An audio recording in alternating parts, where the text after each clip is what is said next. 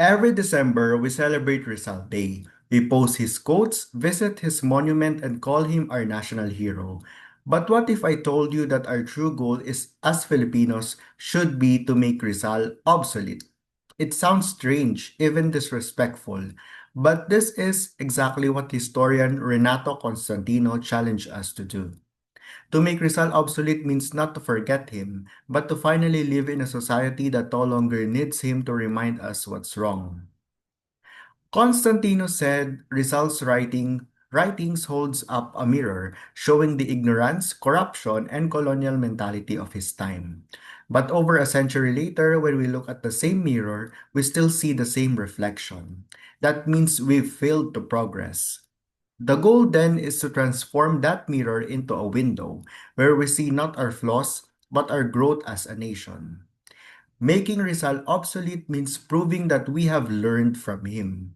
It means living in a Philippines where we no longer need to fight the same battles he once fought, with greed, injustice, and indifference.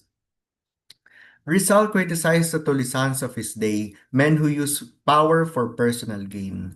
Today, they still exist, only now they ride in luxury cars and hold government positions. He spoke against blind admiration of foreigners, and yet many of us still measure success by how Western or English speaking we can be.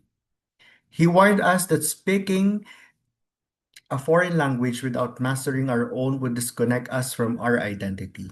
And indeed, we are a Filipino fluent in English but sometimes lost in love for our own.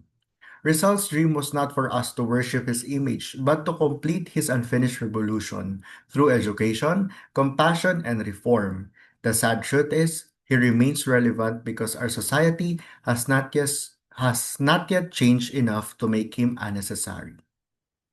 So can we make Rizal obsolete? Yes, but not yet.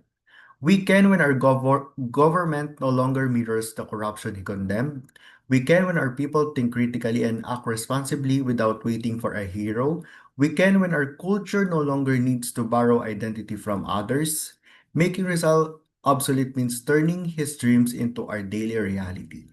It means transforming every Filipino into a living Rizal, driven, intelligent, and compassionate.